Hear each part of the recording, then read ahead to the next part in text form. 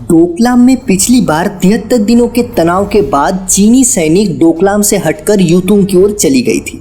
लेकिन इस बार कतई ऐसा नहीं होगा, क्योंकि चीन कमर कस के तैयारियां की है। लद्दाख के जिस जगह भारतीय सेनाओं के साथ चीनी सेनाओं के मुठभेड़ हुई थी, उसी के पास लाइन ऑफ कंट्रोल के करीब चाइना ने भारी मात्रा में फाइटर जेट्स, टैंक्स और सैनिकों की तैनाती शुरू कर दी है।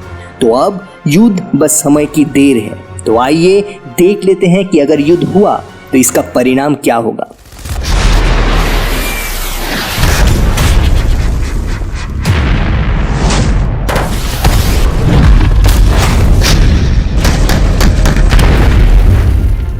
सारी दुनिया इस मुद्दे की वजह से भारी तनाव में है, क्योंकि इस बार भारत डिफेंडिंग नहीं बल्कि अटैकिंग पोजीशन लेने की तैयारी में है।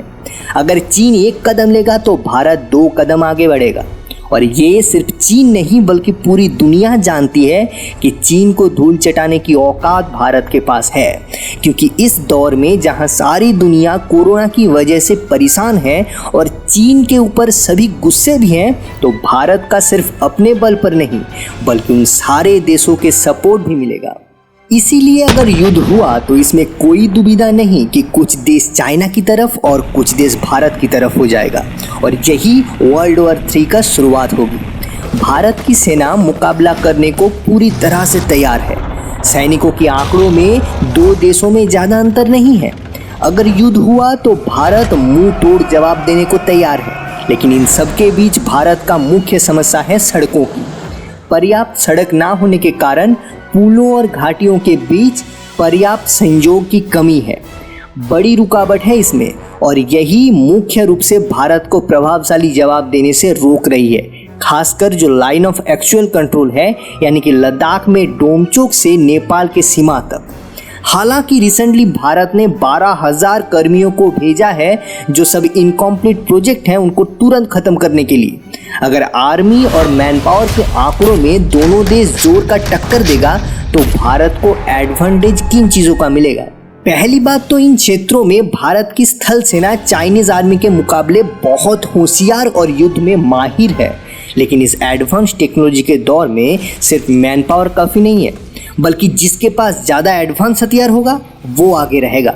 इंडिया कई दशकों से अपने वेपन का अपग्रेडेशन कर रहा है और इसमें लगा हुआ है पूरी तरह, और हाल में ही फ्रांस राफेल देने को भी तैयार हो गया है। इसके साथ रसिया, जो चीन का फिलहाल सपोर्ट कर रहा है, उसने भी इंडिया को S-400 देने को तैयार हो गया है।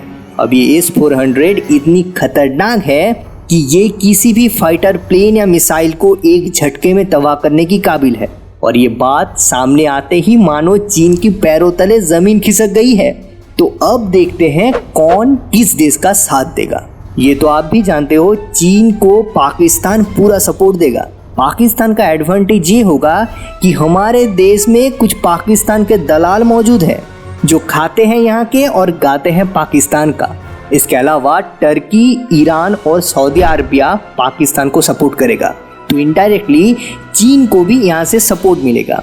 बात करते हैं हिंदुस्तान के बारे में। कोई भी देश चाहे भारत का साथ दे या ना दे, लेकिन इजराइल ज़रूर भारत के साथ होगा, और इजराइल को युद्ध के मामले में सभी देशों का बाप माना जाता है, क्योंकि इसने अकेले 6 दिनों के अंदर 6 देशों को एक साथ हराया था। तो इसका सपोर्ट ही इंडिया के लिए काफ़ी है। इसके अलावा फ्रांस के साथ इंडिया का एक डील के चलते अगर कोई भी देश इंडिया पर हमला करे तो फ्रांस उसके खिलाफ लड़ेगा, तो फ्रांस का सपोर्ट भी इंडिया को ज़रूर मिलेगा। बाकी ऑस्ट्रेलिया, जापान भी इंडिया का साथ ही देगा, क्योंकि चीन के साथ इन लोगों का 36 का आंकड़ा है। बाकी बचा रसिया और अमेरिका, इन 2 इम्पोर्टेंट राष्ट्र। अमेरिका चीन को कतई सपोर्ट नहीं करेगा, क्योंकि चीन अमेरिका को बराबर का टक्कर देता है। तो अमेरिका कभी नहीं चाहेगा कि चीन आने वाले समय में सुपर पावर बन जाए, और रसिया भी चीन को सपोर्ट नहीं कर सकता डायरेक्टली, क्योंकि इंडिया रसिया से बहुत भारी मात्रा में पेट्रोलियम प्रोडक्ट्स इंपोर्ट करता है। तो अगर चीन के साथ रसिया खड़ा हुआ तो रसिया को भी मुश्किलों का सामना करना पड़ेगा। तो दोस्तों, आप भी समझ गए होंगे कि चीन को धूल चटाने की काबिलियत है भारत के पास। आपका इस बारे में क्या ख्याल है, कमेंट करके ज़रूर बताएं। वीडियो अच्छा लगे तो लाइक करना मत भूलना। हमसे जुड़े रहने के लिए सब्सक्राइब बटन को चीन की टेटुआ की तरह दबाना। मिलते हैं अगले वीडियो में, तब तक के लिए खुश रहिए, सावधान रहिए। जय हिंद।